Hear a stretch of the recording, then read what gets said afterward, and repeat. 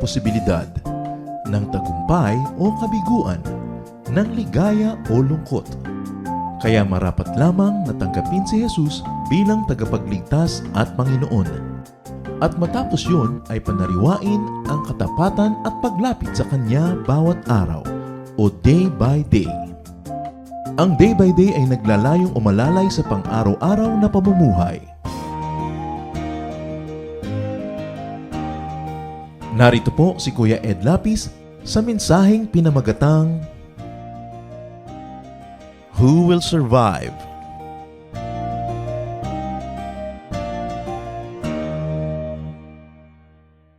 Proverbs 10:25. When the storm has swept by, the wicked are gone, but the righteous stand firm forever. Ang masama daw ay tinatangay ng unos, subalit ang matuwid ay naninindigan ng matibay. Who will survive? Lord, salamat po dahil kayo ay patuloy na nagtuturo, nagpapaliwanag, nagpapalalim ng aming pananalig. Sa sandaling ito, kayo po ang siyang mangusap, kami po inyong turuan, kayo ang tinig na aming marinig, pangaralan niyo po kami. At nawa ang mga aral na magmumula sa inyo, maging gabay sa araw-araw na pamumuhay, magbukas ng aming pananaw at makita namin na iyong kaluwalhatian. Be our preacher, our teacher, O God. We seek you in the name of your Son, Jesus. Who will survive? Laging yan ang tanong, laging yan ang concern ng marami. Pagka dumating ang mga malalaking mga crisis, how do you survive? How do you survive losses? How do you survive reversals in life? Yung mga pagdaan sa mga mahihirap na mga kalagayan. A reversal in fortune broke Job's wife. Ang asawa po ni Job, nung nakaranas sila ng napakaraming pagbabago ng kanilang buhay, nasira ang kanyang paninindigan at pagkatao. Job 2:9-10, his wife said to him, "Are you still maintaining your integrity? Curse God and die." And this happens because changes break or make people. Pwede ang pagbabago ay makabuo o makasira sa tao. Changes could really make or break people.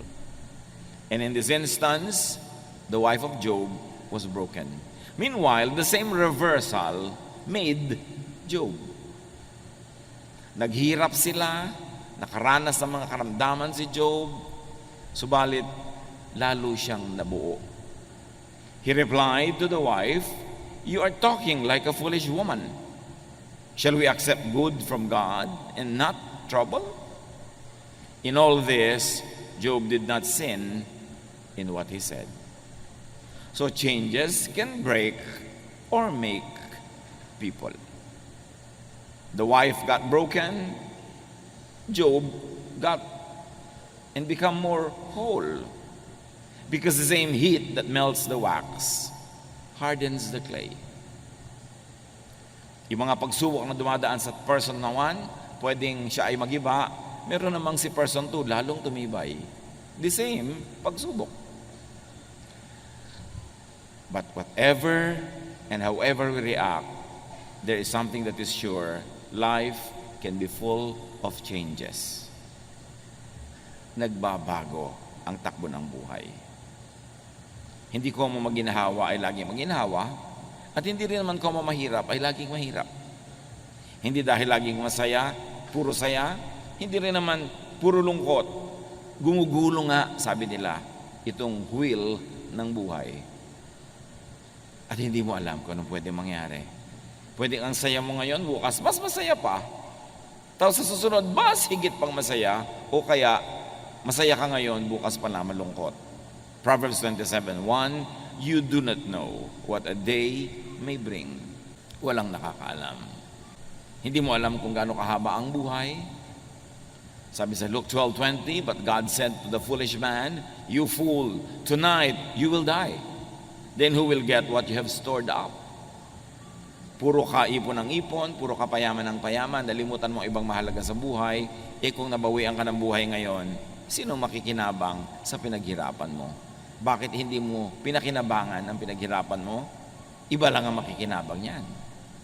Hindi natin alam kung ano ang kasunod ng oras na ito. Because change keeps happening. Laging nagbabago. But though some details change, some general factors, some general configurations do not change. Merong sobrang nababago, meron ang liit-liit ng pagbabago. Tulad ng nakaikot na sa orasan ng buong 360 degrees yung kamay na pang seconds, pero yung kamay na pang minute, 1 degree pa lang ang ginalaw nun. Kapraso pa lang ginalaw niya. Samantalang nakaikot na ng buong ikot yung hand ng seconds. Meanwhile, nakaikot na ng buong ikot yung hand for minutes, kapraso lang iginalaw nung for hour. Ganun.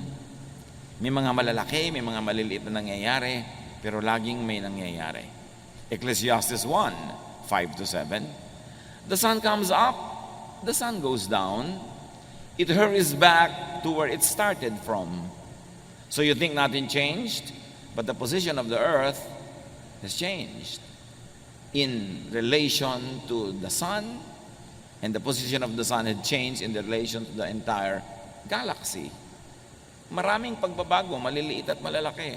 The wind blows south, the wind blows north, round and round it blows, over and over again. Iyan ang isang nature ng kalikasan, paulit-ulit. All rivers empty into the sea, but it never spills over. One by one, the rivers return to their source. Ang lahat daw ng tubig ng mga ilog ay pumupunta sa mga dagat, nagiging maalat, mag-evaporate, magiging ulap, uulan uli, magiging fresh water na naman sa mga ibabaw ng bundok, pupunta na naman sa ilalim ng lupa, magiging spring, tapos lalabas sa mga ilat, sa maliliit na mga batis, hanggang maging ilog uli, paikot-ikot ang tubig. Nasabi nila, wala ni isang patak ng tubig na nawala o nadagdag dito sa ating planeta mula no ito'y nilikha. Ecclesiastes 1:4, generations come and generations go, but the earth remains forever. Nagiging personal pagka namatay ang mahal mo sa buhay, pero kahit na magkamatayan lahat ang napakaraming tao, may mga isinisilang naman, merong lumalaki, may papaliit, may papatanda, at merong pumupunta na sa second childhood nila, may lumalaki ang katawan, may umuurong dahil tumatanda na, but the earth remains constant. Kahit pa nga ang isang tao ay bumalik sa alabok ang kanyang katawan, nasa earth pa rin. Kahit umalis yun sa alabok, pumasok sa puno ng papaya, nakain ng tao, pumasok sa katawan ng tao, nasa earth pa rin yung element. And no matter who gets born or who dies, the genetic pools of humanity remains the same. The composition of the earth remains the same. Some things change, but many things just remain as they are.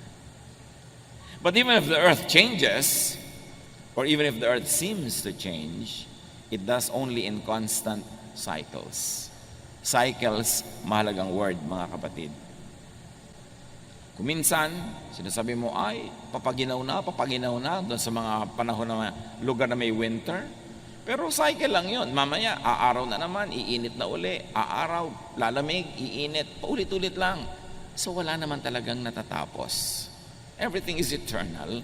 Everything is endless. And even science, or many branches of it, especially geology, points to 5,000 year cycles of the planet. Nasabi nila, every 5,000 years and then every 10,000 years, nagkakaroon ng major changes and rebirth and reordering of the planet in the planet. Kaya ngayon, takot na takot tayo sa global warming, natutunaw ang mga yelo. Napakarami nang natunaw noong unang panahon. Kaya nga yung mga sinasawag na land bridges ay lumubog sa tubig noon. Kasi may natunaw na. Bago pa itong ngayon. At nanatili naman ang mundo. nanatili ang buhay? At kung sakali magkatunawan na uli yan, sinong sasabi na ang kasunod naman ay magpi-freeze uli sila sa North and South Pole, paikot-ikot ang buhay. Huwag sobrang matakot yan sa global warming. Let's do what we can to preserve the environment. But many things are beyond our control. Life gets born, life as it is known dies, and that gets reborn. Paikot-ikot, paulit-ulit in cycles. To the point that what many people think the end of time, being mentioned nearly in all religions, could be the end of a cycle, the end of a period, an era, the end of a time frame, followed by rebirth and renewal. Takot na takot tayo sa nangyari sa extinction ng mga dinosaurs, may mga na-extinct na mga species, na iba ang takbo ng planeta, but sabi nga ng Jurassic Park, life finds a way. Umiikot ang cycles of life. Yung kinakatakutan natin na end of time, end of the planet ba yun o talagang end of time? At anong ibig sabihin ng time? Katulad sabi ni Jesus sa Matthew 28:20, I am with you always to the very end of the age. Hindi sinabi ni Jesus to the very end of the planet. Lagi ang interpretation ng mga tao dyan, end of the planet. Wala namang sinabing ganon, to the end of the age. What kind of age? Maybe the age of the temple worship, or the age of the birth of the church, the age of the difficulties that Rome would bring to the people of the world. What kind of age is that? Basta ang sinasabi ni Jesus, hanggang magsara ang oras, nandun ako. Pero anong oras yon? Kasi pag may nagsarang oras, may nagsisimula uling bagong oras. Tulad nung araw, kasabihan, matulid ka pa sa alas 4. Nagtataka mga tao, ano kaya alas 4 at mabilis ka pa sa alas 4? Kasi nung araw, dyan sa may Metropolitan Theater, sa may post office building, malapit sa Pasig, meron diyang ice plant. At pagpitada ng alas 4, tutunog ang sirena, ang mga tao off na sa trabaho. At yung iba, pagpitada, nandun na sila sa gate, ang bilis nila lumabas pa uwi, kaya sabi mabilis ka pa sa alas 4. Pero nung natapos ang oras ng trabaho sa alas 4, nagsimula naman ang oras ng kanilang private life. So pag may natatapos na oras, may nagsimulang bago. Huwag kang laging matakot sa end of time. Because whenever there's an end, there's a new beginning. 1 Corinthians 10:11, these things happened to them as examples and were written down as warnings for us, on whom the culmination of the ages has come. Kita nyo sa Corinthians, sinasabi, ito isinulat para sa atin, babala sa atin, sa panahon natin, dumating na ang end of time. 2,000 years ago na yan eh. Ibig sabihin, yung end of time na yun, hindi end of all time and of the planet, end of some time that was known to them. A kind of epoch, a kind of era, a kind of period characterized by certain qualities that would end because other qualities would be born. 1 Peter 1:20, he was chosen before the creation of the world, but was revealed in these last times for your sake. So Peter was referring to Jesus. Sinasabi niya, bago pa nilikha ang mundo, siya napili na isusugo. At ngayon, isinugo na ngayong mga huling araw. Again, 2,000 years ago na yung mga huling araw na yon. So yun ay mga huling araw ng ano? Huling araw ng Judaism? Huling araw ng rule ng Rome over Israel? Huling araw ng ano? Pero hindi sinabing kahuli-hulihan ng lahat-lahat ng panahon. Which of course, religion sometimes misreads, misinterprets, and scares everybody with it. Acts 2:17, in the last days, God says, I will pour out my spirit on all people. Dumating ang Espiritong Banal, napuspos ang mga alagad ni Jesus na nagtitipon-tipon sa isang kwarto. At nung sila'y puspusin ng Espiritu, naglabasan sila speaking in various tongues, in many different languages. At nung ipinapaliwanag ni Pedro yung phenomenon na ito sa mga taong hindi nakakaunawa, sabi niya, hindi ba? Sabi ni Prophet Joel, in the last days, God will pour out His Spirit on all people. Heto na yun, nangyari na. God poured out the Spirit and these people are speaking in the Spirit. Pero yung tinutukoy na yun ni Pedro, Acts chapter 2, happened 2,000 years ago. Yun na pala yung last days. E di kung last days yun, dapat wala nang today. Ibig sabihin, last days yun of something, of a period. And in fact, it could be read as last days of being governed by the law of Moses, because now they would be governed by the law of love through the Spirit. So, days ended, the days of Moses, and the beginnings of Jesus, the Jesus time for His church began. If you like to read it that way. So, wag lagi tayong natatakot sa mga end, sa mga changes. Tulad ng meron tayong mahal sa buhay, matatapos ang kanyang buhay dito sa lupa, siya ay malalagutan ng hininga, hindi yun nakakatakot kasi pagkatapos ng panahon na yon, may bagong panahon na magsisimula sa kanya. Because everything repeats, everything runs in cycles. Life is indestructible. Tuloy-tuloy ang buhay, naiiba lang ang ating consciousness. 1 John 2:18, this is the last hour. And as you have heard that the Antichrist is coming, even now many Antichrists have come. This is how we know it is the last hour. And again, this was written in the first century. At sinasabi ni John, ito na yung last hour. End of the world? No. End of a world. A certain world as people lived it. As people knew it. As people defined the world by. That hour of end had come. The beginning of the age of the Spirit became very, very clear. 2 Timothy 3:1, but mark this, there will be terrible times in the last days.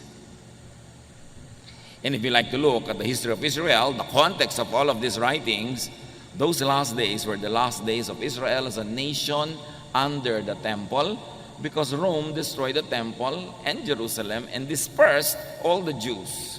So that age ended, not the world, not the planet. So changes. Huwag tayong matakot sa change. Hindi naman natin kayang pigilin. Ayan, ang mga anak mo lumalaki na. Daddy, hindi na tayo ang kausap ng mga anak mo kung sino-sino na ang kausap sa text. Darating eh. Kaya naman dapat yung mga bata marunong mag-assure sa mga magulang na bagamat nagkakaroon sila ng mga kaibigan, may mga iniibig-ibig sila dyan, na yung magulang nila, priority pa rin mahal nila para hindi matakot yung mga magulang sa change. Lalo pag may mga anak na nag-asawa, biglang ang tao na lang sa mundo yung asawa niya. Nakalimutan na yung magulang. So, merong time na nag-change, nag-end. What was that? Nag-end na ang panahon na anak natin siya. Naging asawa na lang siya ng iba. So, dapat yung ganoon mga kind of changes, kinukusyon natin yung impact at binibigyan natin ng assurance ang mga stakeholders in our lives na tuloy ang buhay. May naiba lang na elemento, a certain element of that world ended, but a new world begins. Dati, ako lang po ang anak nyo, ngayon nag-asawa na ako, dalawa na kami. Hindi nyo siya naging kahati sa aking pagmamahal, kundi naging katulong ko pa sa pagmamahal sa inyo. Dapat ganun yung mga assurances para hindi natatakot ang mga tao sa change, kundi nagiging beneficial pa nga yung change. Ecclesiastes 3:1, there is a time for everything and a season for every activity under heaven. At inisa-isa yon, there's a time to be born and there's a time to die. Walang katakataka doon. So, pag tinignan nyo ang isang bagay with your naked eye, parang walang nangyayari. Pero pag tinignan nyo sa microscope, ang dami pala nangyayari. Kahit yung kalangitan, pag tinignan nyo with the naked eye, parang the same naman lahat. Pero pag nag-telescope ka, ang dami pala nagagalawan dyan, ang dami mga nangyayari. So nasa pananaw lang natin yan. Kailangan nakikita natin, na-appreciate natin ang mga paggalaw ng mga planeta, ang paglubog ng araw, dahil para sumikat uli siya, from the point of view, of course, of the rising and the setting of the sun. But life is about change and also non-change. Some things change, some things do not.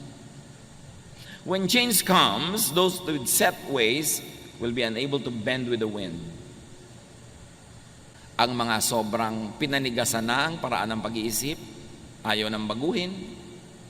Pinanigasan na ang paraan ng pamumuhay, ayaw nang ibahin. Pag dumating ang pagbabagong hindi maiiwasan, hindi sila makayuko sa ihip ng hangin tulad ng kawayan, pwede silang mabali o matumba pag ihip ng hangin. Kaya matibay ang kawayan, anumang bagyo, yumuyuko lang sa hangin, sumasayaw, pagkatapos ang hangin, tayo uli. Pero yung mga nagmamatigas, yung mga sobrang titibay daw na puno, pag mas matibay yung hangin na dumadaan, nabubunot sila o natutumba o nababali. Ganon din ang tao. Pag hindi ka marunong lumaro sa panahon, ikaw ay isang magulang, nag-asawa na ang anak mo, hindi ka marunong sumabay at sumayaw sa panahon, gusto mo everything's the same, makikipag-compete ka pa sa iyong manugang, pwede kang manalo, pero malamang na matalo ka. Kasi hindi ka sumasabay sa ihip ng hangin, may pagbabago sa buhay ng iyong anak, nagkaroon siya ng asawa, enjoyin mo yun, mag-accommodate ka nun, huwag mong labanan. Kasi yun ay isang uri ng pagbabagong di maiiwasan. Dumadating ang panahon na ang tao ay tumatanda, hindi na niya kayang umakyat ng mga kung ano-anong matataas, nahihirapan na siya magbiyahe, tapos sa panahon pa na yun mo ipagpipilitan na gawin ang mga hindi mo ginawa nung araw, mahirap gawin. Because for everything there is season and a time for every matter under heaven. Kaya mahalaga rin naman sa ating mga magulang, yung mga bata, hayaan natin maging bata. Pagkabataan na, hayaan maging kabataan, kasi may panahon para sa lahat. Pag lumipas ang kabataan na yan, pag ginawa niya yung pagmatanda na siya, ang anong gagawin niya? Magbabata-bataan siya. Medyo alangan na. Kaya dapat pinapayagan natin ang mga tao na kung anong hinihingi ng panahon, ng estado, ng lagay ng kanilang buhay, ay maganap. Let us not advance children to adulthood. There's a lot of time to be old. Let children be children and do not rob them of their childhood. When change comes, those with set ways will have a hard time surviving or thriving. Mga political families, for instance, sanay na makapangyarihan, maluwag ang lahat, tapos biglang natalo sila halimbawa sa eleksyon. Pag hindi sila naka-adjust, anong gagawin nila? Tatalon sila sa bangin? Makikita mo yung mga survivors, ha? Ang galing ng pamilyang ito, from top to bottom, masaya pa rin, buhay pa rin. These are the people who will survive. Hindi yung dati kayong mayaman, naghirap kayo, puro na kayo ngayon lungkot at puro kayo pagmumukmok. Kung panahon ng mayaman, edi mayaman. Kung naghirap, edi mahirap. Make the most out of it. The people who have this mindset will survive. Nung panalo, edi panalo. Nung natalo, edi talo. Ano man, ang kalagayan sa buhay, niyayakap, tinatanggap, and then you make the most out of it, you will survive. Rigid habits could become gods. Kaya ang hirap-hirap magbiyahe ng mga taong kailangan ito ang unan ko, kailangan ganito ang kama ko, kailangan ganito ang iniinom ko sa umaga, kailangan, sa bahay ka na lang, hindi ka na pwede magbiyahe nun. Kasi pag nagbiyahe ka, merong maiiba. Habits could become gods. Kaya tiyakin natin ng mga kapatid na yung mga habits din natin, tayo ang Panginoon ang habit, hindi yung habit ang Panginoon. Yes, nakasanayan mo na matulog sa ganung oras, pero mga panahon hindi pwede yun. So dapat ma-control mo yung sarili na mag-adjust sa panahon kasi may panahon na dapat talagang ibahin yung habit. Traditions, lifestyles, religiosity, even very stiff religious doctrines could become prisons. Like rigid habits. Nakukulong ka, hindi ako pwedeng kumain yan kasi ganitong araw ngayon. Hindi ako pwedeng kumain yan kasi ganon-ganon. Nakukulong ka, imbes ang dami mong nakakain tuloy, nagkakaroon ka ng limitasyon. Yung mga certain lifestyles na kailangan ganito lamang ang aking kakainin pag umaga, paano kung wala ka sa bahay mo? Rigid habits could become liabilities. Imbes siya na yung maging katuwang mo sa pagpapasaya ng buhay, magiging amo mo. At mahirap sumaya pag maraming amo. Yung taong madali mag-adjust, yan ang taong liligaya.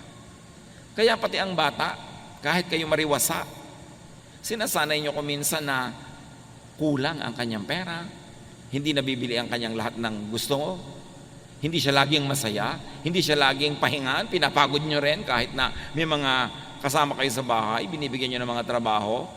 Kasi sabi ni Balagtas, lagi natin binabalik-balikan ang ilang linya sa Florante at Laura at namnamin natin, bagamat marami sa mga ibang salita nito yung matandang Tagalog, pero hindi naman mahirap maintindihan. Ang taong magawi sa ligaya at aliw Mahina ang puso't lubhang maramdamin. Inaakala pa lamang ang hilahil na daratni, di na matutunang bathin. Ganon din ang puso na masanay sa saya, sa tuwa, nagiging sensitive. Ini-imagine pa lang niya ang darating na trouble, hindi na niya malaman kung paano magsusurvive. Para ng halamang lumaki sa tubig. Dahoy nalalanta, munting di madilig. Ikinaluluoy ang sandaling init. Ganyan din ang pusong sa tuway maniig. Yan daw puro sanay sa saya, sa ginhawa, parang halamang babad sa tubig. Subukan mong mawala yung tubig, tuyo agad. Mabuti pa yung cactus, kahit isang linggo ng tuyo, buhay pa rin. Kasi sobrang nasanay sa ginhawa.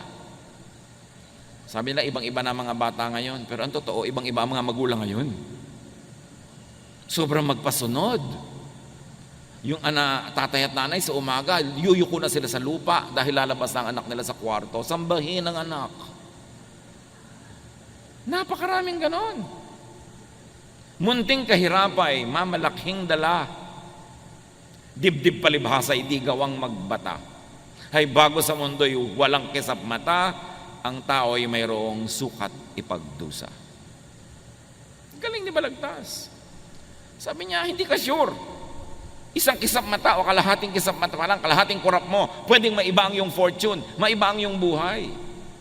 Mahal na mahal ng magulang yung anak, yung dalawang mag-asawa, sa isang aksidente, bigla silang namatay sa bahay. Paano natin si spoiled brat? Magulang lang nagtsatsaga sa mga spoiled. Babatok-batuka lang yung mga tiyo-tiya nila pagka bigla nilang kailangang alagaan yun dahil pinalaki nyo sa sarap. Kailangan sinasanay. Ang bata, tinuturuan mo makisama. Pag kumakain sa inyong bahay, magligpit ka, o may nalaglag, linisin mo yan. O huwag mong itapon-tapon yung mga sabaw dyan. Kasi oras na kumain sila sa bahay ng iba, lalo yun ang mag-aalaga sa kanila dahil nawala kayo sa mundo, kakainisan niya mga yan, yung mga batang yan, pag hindi sila marunong makisama, pag hindi sila marunong maglinis, pag hindi sila marunong tumulong. So train them for their own survival. Because life can change. Reversals can happen. Fortune could become misfortune. At habang lumalaki naman ang mga bata sa hirap, turuan nyo rin naman na kumain ng tama, humawak ng mga kubyertos ng tama. Dahil baka naman sakaling umasenso ang inyong buhay at makarating sila sa maraming mga magagandang mga pagtitipon, kung kumakain sila na parang sa labusab, di syempre, nakakadirihan naman sila. Sanayin mo rin. Dahil ang kahirapan naman, pwede rin mabago baka umasenso din. Malamang, lalo ko ang tao'y naghahanda sa pagbabago. The righteous, meaning the wise, adapts to changes. Importante yan. Pag sinasabi sa Bible na righteous, ang madalas doon, hindi ibig sabihin religious morality. Ang ibig sabihin ay pakikitungo, pakikipagkapwa na mabuti. So the righteous, the wise, adapts to changes. The righteous and the wise trains for changes. Proverbs 22:3, a prudent man sees danger and takes refuge, but the simple keep going and suffer for it. Now the simple means the foolish in this particular usage. Ang matalinong tao, nakikita niya sa bandaron may panganib, umiiwas na siya agad. Good leaders, pag gumagawa sila ng desisyon, alam nilang pag itong ginawa ko desisyon sa banda doon, yun ang magiging problema nito.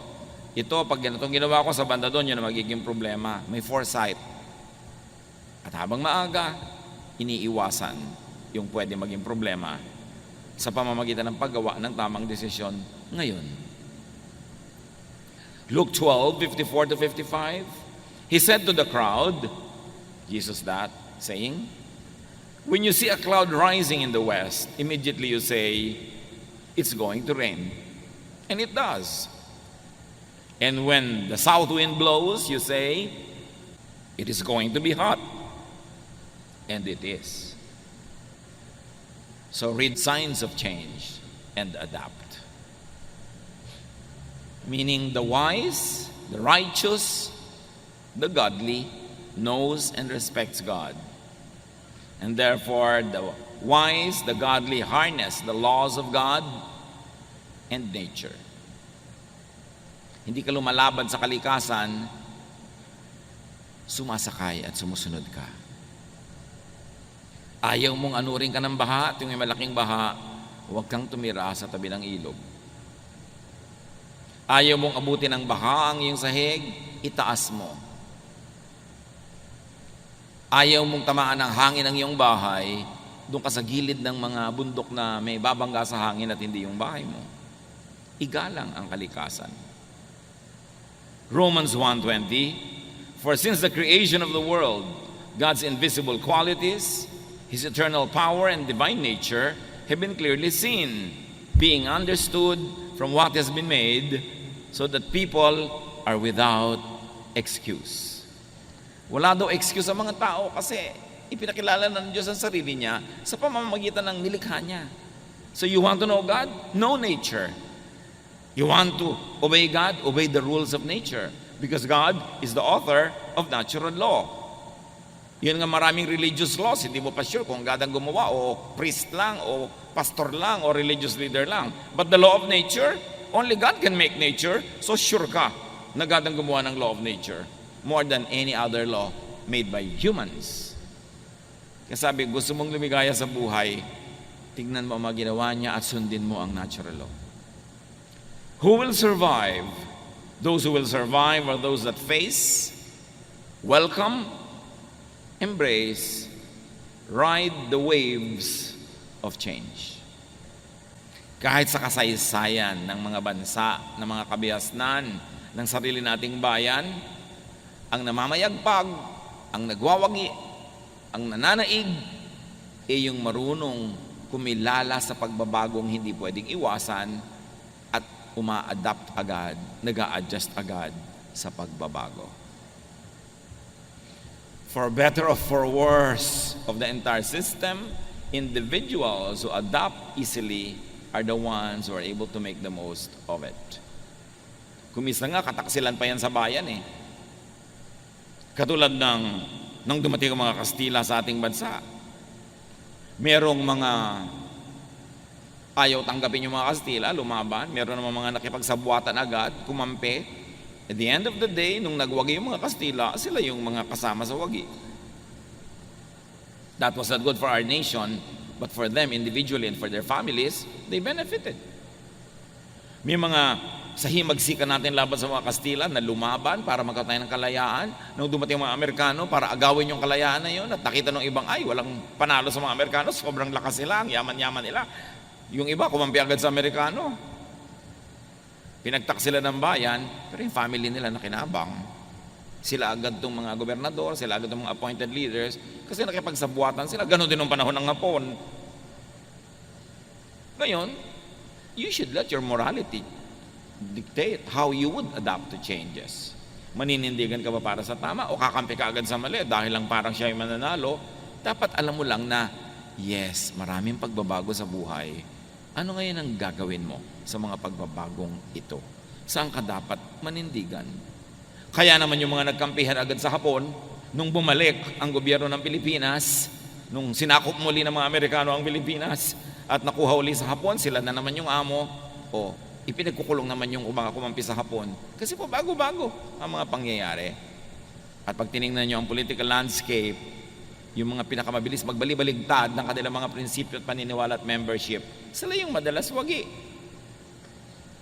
Isa lang yung ibig sabihin nun, hindi sa tama o maling ginagawa nila, kundi yung marunong mag-adapt, yung marunong mag-adjust, yun ang nagsusurvive. The progressive survives more than the conservative. Kasi yung conservative, buong karuman, tikuhan niyang niyayakap yung papaalis na o wala na, habang tinatanggihan niya yung nandyan o yung paparating. So ang mangyayari, pag naghari yung paparating, wala siyang hawak, kundi yung lumipas na, natapos na. Those that learn to make the most out of any and every situation will survive. Those that adapt, those that teach themselves to be satisfied with the best that could be available at the moment. Philippians 4:11-13. I am not complaining about having too little. I have learned to be satisfied with whatever I have. I know what it is to be poor or to have plenty. And I have lived under all kinds of conditions. I know what it means to be full or to be hungry, to have much or too little. Christ gives me the strength to face anything. Yan sinabi ni Paul. Sa meron at wala, sinisikap kong maging makabuluhan at kung pwede pa'y maging masaya. Pinalalakas ako ni Jesus para harapin ang hindi pwedeng talikuran, tanggapin ang hindi pwedeng tanggihan, hayaang mangyari ang hindi ko kayang ibahin. Ang malulungkot sa buhay, yung lagi ang hinahanap ay wala. Daddy, mag-abroad ka na, wala tayong kapera-pera. Tapos ang nag-abroad, Daddy, miss na kita. Pinag-abroad mo Diba? Tingnan mo na lang yung picture. Total, marami na ngayong paraan para mag-usap kayo. Pero huwag mo siyang lagi, I miss you, tuloy uuwi na. Pag umuwi na, ba't umuwi ka na? Enrollment na. Hindi na malaman ng tao kung saan siya pupunta.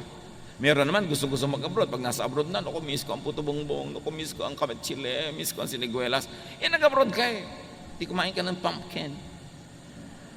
Kumain ka na kung ano-ano dyan. Hindi yung nandun ka, ang iniisip mo nandito. Pag uwi mo naman dito, ang init-init naman dito, mabuti pa sa Canada. Yung iba pa, mabuti pa sa Canada. Di ba? So, nandito ka. Pag nandito ka, enjoyin mo dito. Pag nandun ka, enjoyin mo. Hindi yung kung nandun ka, ito iniisip mo. Nandito ka, yun ang iniisip mo. Kahit sa ka pumunta, sala sa init, sala sa lamig, lulungkot ka lang. Dapat kung ano yung katotohanan na hindi mo pwedeng palitan o pinili mo pa nga, tanggapin mo nang sumaya ka. Proverbs 10:25, when the storm has swept by, the wicked are gone, but the righteous stand firm forever. Again, yung wicked dito at yung righteous, hindi moral yon. You could read it in original language and it will accommodate that righteousness here doesn't mean religious morality. It means wisdom. The wise will stand forever, the foolish will be destroyed. And wisdom is being one with time, in unison with creation, with nature, with the season. Kung ano yung panahon, yun ang tanggapin mo at sikapin mong maging masaya. Proverbs 26:13, the sluggard says, there's a lion in the road, a fierce lion roaming the streets. Yung daw tamad, yung mabagal, yung patay-patay, may nakitang leon na nasa kalsada, sabi niya, ay may leon, nakakatakot na leon, pero wala naman siyang ginawa. Tapos lalabas pa siya, nakain siya tuloy ng leon. Dapat may ginagawa ka. Huwag mong tatanggapin ang sitwasyon na gano'n na lang. Huwag mo sasabihin, ganyan lang talaga yan.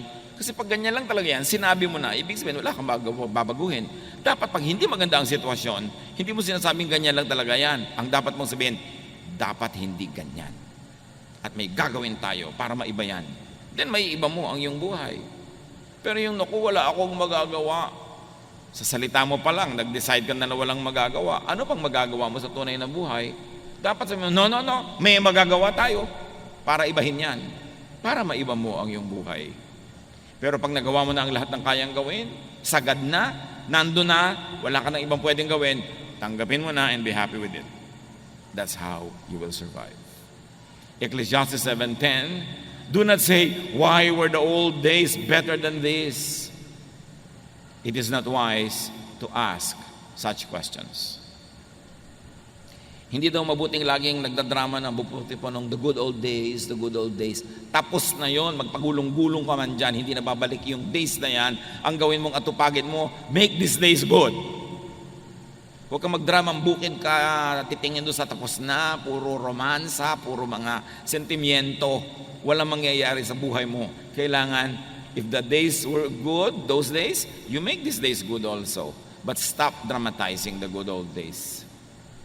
Just ride with the times. Nung araw, nung buhay ang atin nyo, ganito, ganoon, ngayong wala nang atin nyo, ganito na. Wala na Adjust, adapt. Pag lagi mong inuulit-ulit yan, maiinis pa sa yung mga iba mong anak dahil lagi mo dala sinasabi, yung nung nandito ang atin nyo, nung buhay ang nanay nyo, ganyan, ganyan, ganyan. Ngayon, wala na nga. Paano? Anong gagawin mo? Adjust. So you will survive. So you will thrive. Ecclesiastes 7:14, when the times are good, you should be cheerful. When the times are bad, think what it means. God makes them both to keep us from knowing what will happen next. Pag daw masaya, magsaya ka. O kung malungkot, malungkot ka. Pero hindi yung oras ng saya, doon ka naglulungkot. Tapos nagsasaya yung iba, doon ka malungkot. O kaya ang lungkot ng iba, doon ka naman tawa ng tawa. Wala ka sa lugar.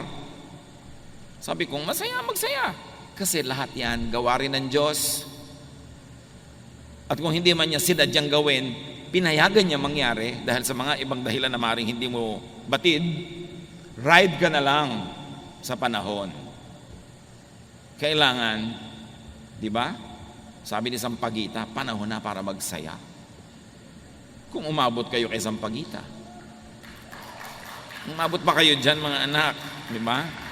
May Google naman, Google nyo.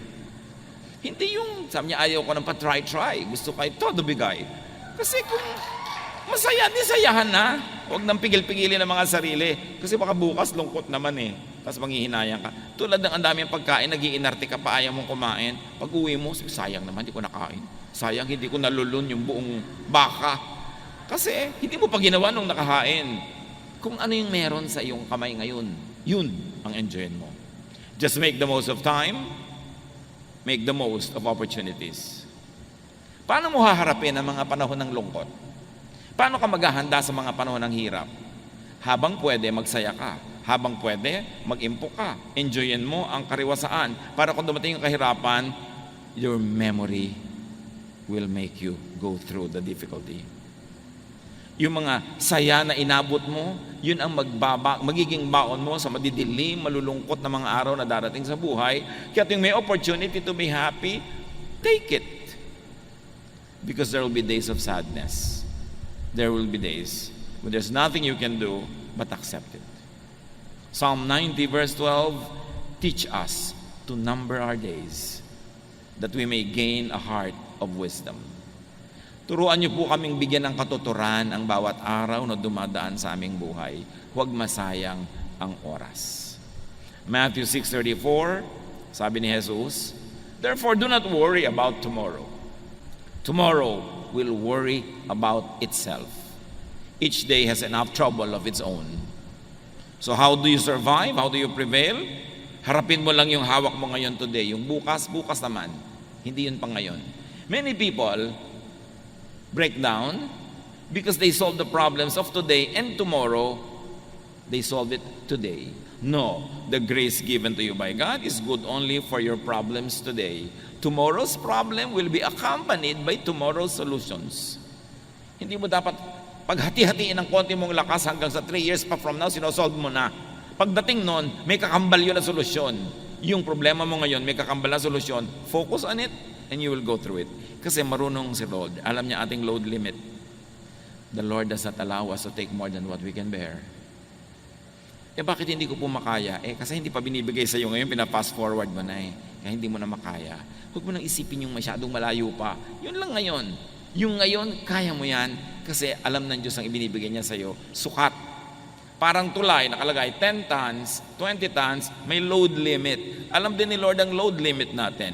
Even temptation nga, sabi, the Lord will never permit you to be tempted beyond your strength. So, allocate natin yon, pakinabangan natin yung binibigay sa atin ng Diyos.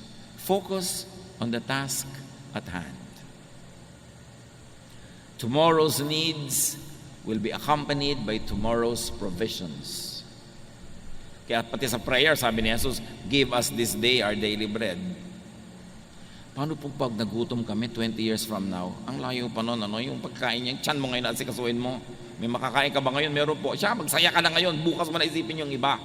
Hindi ibig sabihin na huwag kang magplano, huwag kang maging good planner sa buhay. Pero plan, but do not worry. Plant so that tomorrow you will harvest, but do not dig today what you plant today to see if it is growing. Leave it alone. Go back to it tomorrow. Lahat may panahon. Face challenges one at a time. That is how you survive. Nakita nyo ang tulay, ang load limit, 10 tons. So pag may dumadaang truck na 10 tons, kaya niya. Pero yung 3 truck na sabay-sabay na dumaan doon, guguho. Kasi hanggang 10 lang eh. Tayo din may limit. So face your challenges one at a time. Huwag niyong pagsabay-sabayin. At ang madalas magpahirap sa atin na nagsasabay-sabay ang problema ay ang ating guni-guni, ang ating imahinasyon. Pag inisip na natin lahat, sabay-sabay na darating yan, para na tayo magigiba. Pero hindi natin naiisip yung kasabay na solusyon pag dumating yon. Survive, thrive, and very importantly, train children to survive. Practicein nyo silang mahirapan. Practicein nyo silang makisama. Hindi kayo nakakatiyak na laging kayo ang magiging kasama nila. Turuan nyo sila sa hirap at ginhawa para maging sanay sila anong nang dumating sa buhay, at whatever happens, they too will survive. Salamat Panginoon dahil binibigyan nyo kami ng survival blessings, survival mechanisms. Teach us na ayusin namin ang pag-iisip namin, not to fast forward problems, but to face them when we get to there. Turuan niyo po kami, Panginoon, na yun lamang ngayon ang aming asikasuhin at yung bukas, nandun pa rin kayo, magbibigay kayo ng mga blessing na tama sa mga pangangailangan namin sa kinabukasan.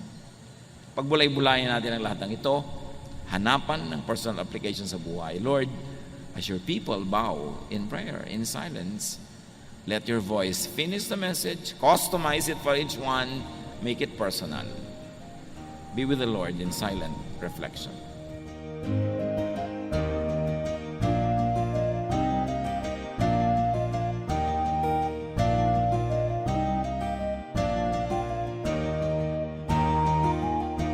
Ang katatapos pong mensahe ni Kuya Ed Lapiz ay pinamagatang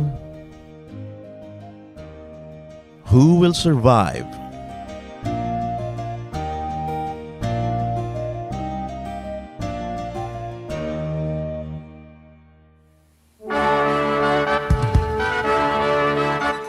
Halina't sama-samang sumamba at magdiwang sa Day by Day Jesus Celebration kasama si Kuya Ed Lapiz. Bulwagan ng Panginoon, PICC, one Sunday a month, Philippine International Convention Center, Rojas Boulevard, Pasay City.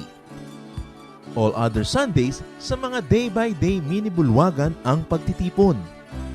Para sa buwan ng Enero, gaganapin ito sa January 19, 2025. 8 a.m. ang First Jesus Celebration, 10 a.m. naman ang Second Jesus Celebration.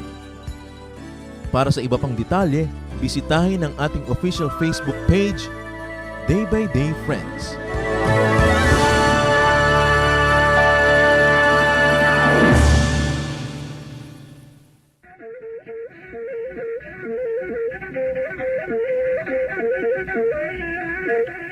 Mayaman sa hiyas ang ating bayan, at isa sa hiyas na yan ang musika. Napakaraming nalilikhang tunog ng mga Pilipino mula sa iba't ibang instrumento. Narito ang palendag, instrumentong pangmusika ng mga Maguindanao sa Cotabato.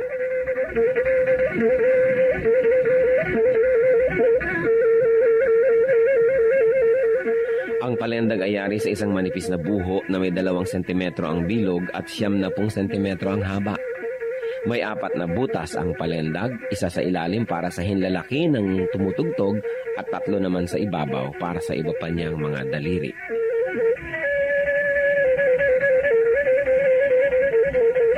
Inukaan ang isang dulo ng buho upang lumapat ito sa labi ng manunugtog habang siya'y umiihip.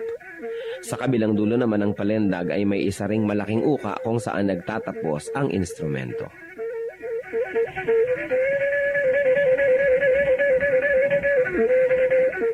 Ang pagtugtog ng palendag ay pawang improbisasyon ng manunugtog. Wala siyang sinusunod na sukat o ritmo at ang pagtugtog ay pagpapahayag niya ng kanyang nadarama, lalong-lalo kung siya'y nagliligaw o nagpapahinga.